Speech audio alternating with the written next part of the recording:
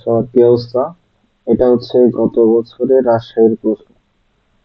তো আমরা আজকে এই প্রশ্নটা সলভ করার ট্রাই করব। এইখানে একটা জাভা কোড দেয়া আছে। কোডটা হচ্ছে জাস্ট কয়েকটা আর্গুমেন্ট নেবে, আর্গুমেন্ট অনুযায়ী কিছু কাজ করবে। এখন আমরা দেখি যে এইখানে কোডটা কয়েকবার রান করা হয়েছে, আর প্রত্যেকবার এই যে একটা করে আর্গুমেন্ট দেওয়া হয়েছে, এ, আর, সি, এগুলো হচ্ছে একটা আর্গুমেন্ট।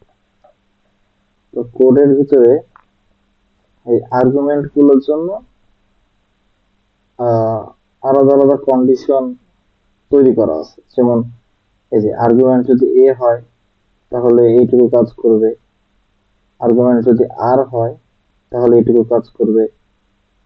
এভাবে কিছু ট্রাই ক্যাচ ব্লক ইউজ করা হয়েছে এক্সেপশন হ্যান্ডলিং এর জন্য। তো আমরা প্রথমে কোডটা লিখে নিই, কারণ কোডটা হয়তো দেয়া থাকবে না, প্রশ্ন দেখে দেখে লিখতে হবে। প্রথমে কোডটা লিখে ফেলি। তো আমি কোডটা দেখে দেখে লিখছি, আমার লেখা হয়ে গেছে।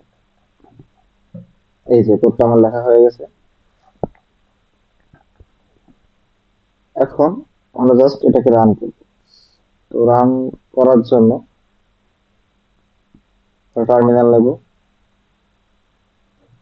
এখন কোডের ভিতরে একটা টেক্সট ফাইল ব্যবহার করা হয়েছে, তার মানে এখানে ইনপুটটা আসলে ডেস্কটপের টেক্সট ফাইল থেকে নেবে। তো আমরা কোডটা যেখানে সেভ করব,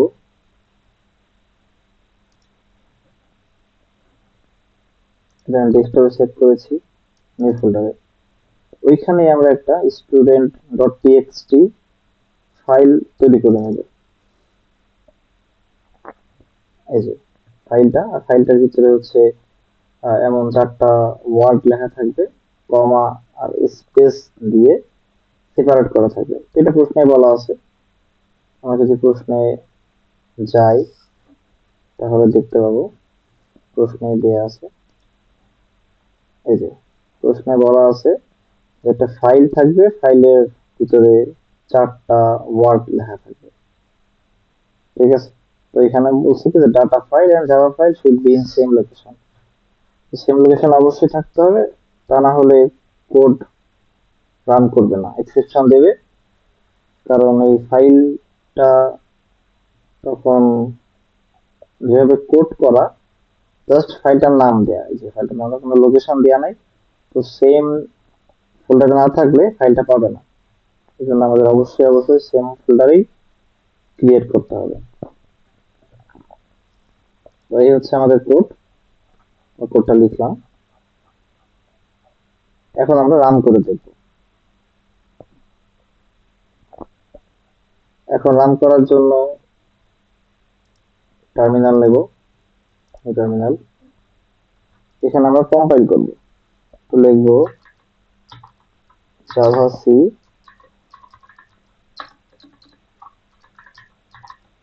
student list dot Java. Okay, এটা কম্পাইল হয়ে গেছে। তো কম্পাইল হয়ে গেছে, এটা আমরা কিভাবে বুঝবো? আমরা আমাদের ফাইল ফোল্ডারটাতে চলে গেলে এই ফোল্ডারে একটা স্টুডেন্ট লিস্ট ডট ক্লাস তৈরি হবে। এটা তৈরি হলে আমরা বুঝবো যে আমাদের জাভা ক্লাস, যে জাভা জিয়াটা ছিল ক্লাস, এটা আসলে কম্পাইল হয়ে গেছে। এখন আমরা এটাকে রান করে দেখব।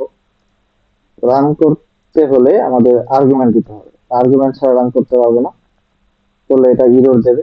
তারপর পরে এটা হ্যান্ডেল করবো, সমস্যা নাই। আর্গুমেন্ট ছাড়া রান দিলেও কোড রান হবে, এটা আমাদের পরে করতে হবে, প্রশ্নে বলা আছে।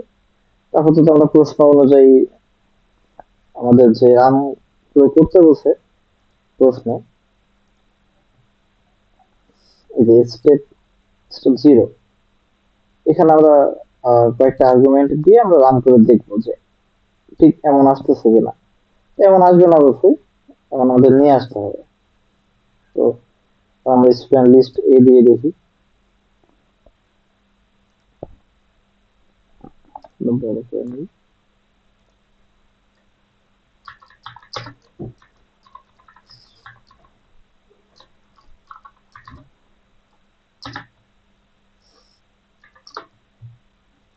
এই যে এমন আসছে।